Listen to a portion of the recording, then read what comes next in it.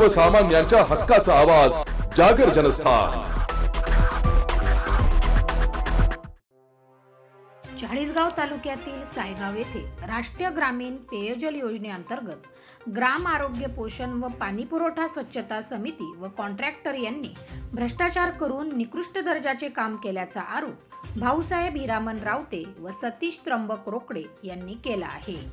सायगाव ग्रामपंचायत राष्ट्रीय ग्रामीण पेयजल योजनेअंतर्गत नळ पाणी पुरवठा योजनेच्या कामात साई भूमी कंस्ट्रक्शन चाळीसगाव तसेच ग्राम आरोग्य पोषण व पाणी पुरवठा स्वच्छता समितीने वॉटर फिल्टरचे निकृष्ट दर्जाचे काम करून परस्पर मागील ग्रामसेवक तसेच सरपंच उपसरपंच सदस्य यांनी आपल्या नातेवाईकांच्या नावे चेकद्वारे परस्पर कोणतेही काम न करता पैसे हडप केले असल्याचे आरोप देखील करण्यात आले आहे।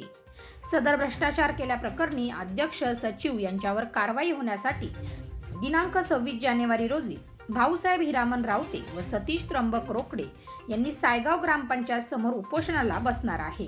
यासाठी दिनांक 26 जानेवारी रोजी उपोषणाला बसण्याकामी सहाय्यक पोलीस निरीक्षक मेहुन बारे तसेच गट विकास अधिकारी चाळीसगाव व जिल्हा अधिकारी चाळीसगाव यांना पत्राद्वारे देखील कळवले आहे।